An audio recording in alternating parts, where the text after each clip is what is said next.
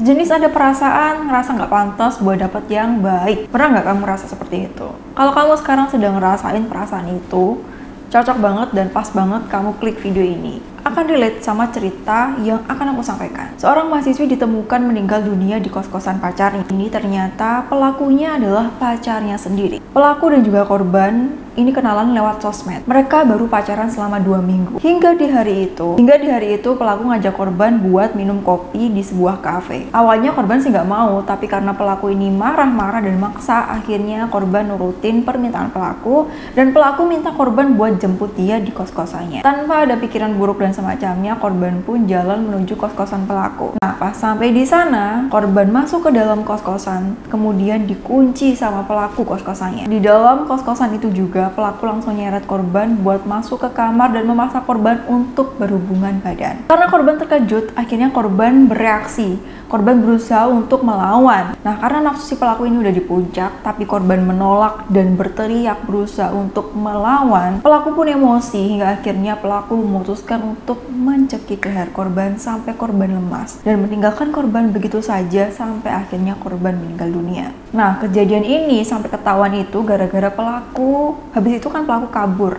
Habis itu pelaku kabur, kemudian pelaku ini mengirim pesan kepada ibunya. Dia bilang ada jenazah di kos-kosannya yang dia bunuh dengan cara dia cekik. Karena sang ibu kaget, akhirnya ibunya ngecek beneran di kos-kosan itu bener nggak sih ini. Dan pas dicek ternyata bener kejadian teman-teman. Ditemukan jenazah mahasiswi berinisial KRA tadi sudah meninggal dunia di dalam sana. Akhirnya langsung telepon polisi, polisi pun akhirnya bergegas dan langsung menangkap pelaku di kediaman neneknya di Pekalongan. Nah, ketika ditangkap sama polisi, terungkaplah beberapa fakta dari pelaku ini. Nah, ketika pelaku ditangkap polisi, terungkaplah beberapa fakta. Yang pertama, ternyata si pelaku ini dalam masa pencarian karena dia pernah melakukan pencabulan dan juga pemerkosaan, teman-teman. Jadi korban ini adalah next korbannya dia yang sampai meninggal dunia. Kemudian yang kedua, ditemukan beberapa video porno pelaku bersama dengan korban melakukan hubungan badan dari berita yang aku dapatkan. Dari kejadian ini, pelajaran apa yang bisa kita ambil? Yang pertama, jangan mudah percaya sama orang yang kamu kenal di sosial media, terutama buat teman-teman perempuan. Jangan gampang percaya sama siapapun yang kamu kenal di sosial media. Yang kalau kamu ketemu langsung aja setiap hari, orangnya kamu lihat secara fisik seperti apa, kamu berinteraksi dengan dia sering, itu aja kita masih nggak tahu ini orang wataknya seperti apa aslinya, karakter dia kayak gimana aslinya, itu aja kita kadang masih nggak tahu dan masih ketipu. Apalagi ini lewat sosial media, teman-teman, yang orang itu bisa punya 1000 cara untuk menipu kamu untuk mencapai tujuan mereka. Entah itu tujuan untuk memenuhi nafsu mereka, atau tujuan mereka untuk morotin, atau tujuan mereka untuk menipu dan hal-hal buruk yang lain. Jadi sekali lagi, jangan mudah percaya sama orang yang kamu kenal di sosial media, karena resikonya itu besar banget. Gak usah cari masalah buat diri sendiri. Yang pasti-pasti aja dengan pengecekan yang seharusnya, bukan dengan cara seperti ini. Karena jika kamu mengabaikan ini, coba deh kamu lihat di berita-berita itu berapa banyak yang endingnya buruk,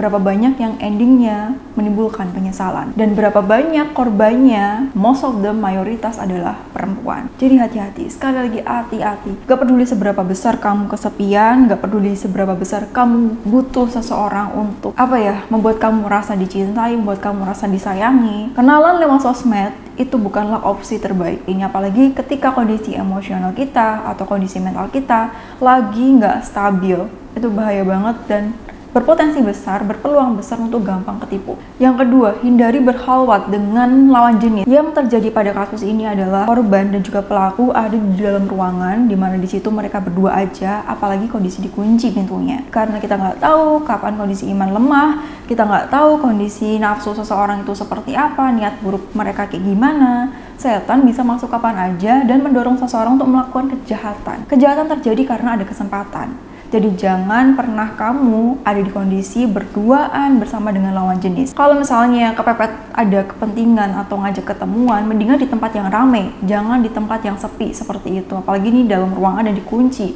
Mau minta tolong sama siapa kalau ada apa-apa? Dan buat teman-teman cewek, lebih baik jangan datang sendirian. Ngajak temen yang banyak agar potensi kejahatan itu bisa semakin kecil dan malah bisa nggak ada sama sekali. Tahu kan teman-teman, sekarang itu banyak orang aneh, sekarang itu banyak orang yang kondisi mentalnya nggak sehat, terus kemudian ngelakuin kejahatan tanpa mikirin resiko negatif yang orang lain terima tuh kayak gimana. Jadi hati-hati. Kemudian yang ketiga, seperti yang aku bilang tadi, kenapa kamu harus nonton ini ketika kondisi kamu lagi nggak pede, kamu ngerasa minder untuk dapat yang terbaik. Coba deh kamu lihat di kasus ini ataupun di beberapa kasus yang lain. Para pelaku kejahatan yang udah kita tahu karakternya buruk, dan mohon maaf ya, mungkin secara fisik itu relatif, tapi ya silakan kamu nilai sendiri. Kenapa mereka pede banget untuk dapat perempuan yang cantik?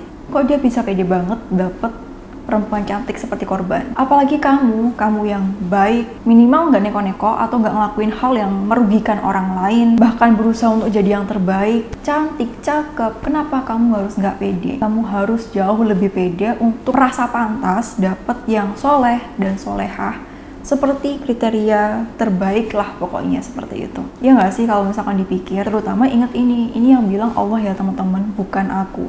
Perempuan yang baik akan dibersamakan dengan laki-laki yang baik, perempuan yang buruk akan dibersamakan dengan laki-laki yang buruk. Jadi kalau kamu berusaha untuk menjadi yang terbaik, kamu berusaha untuk membaik setiap harinya, Allah lihat, pasti Allah pasangkan dengan yang baik juga. Jadi nggak usah minder, nggak usah ngerasa nggak pantas, hilangkan perasaan itu. Ayo pede, dan harus pede.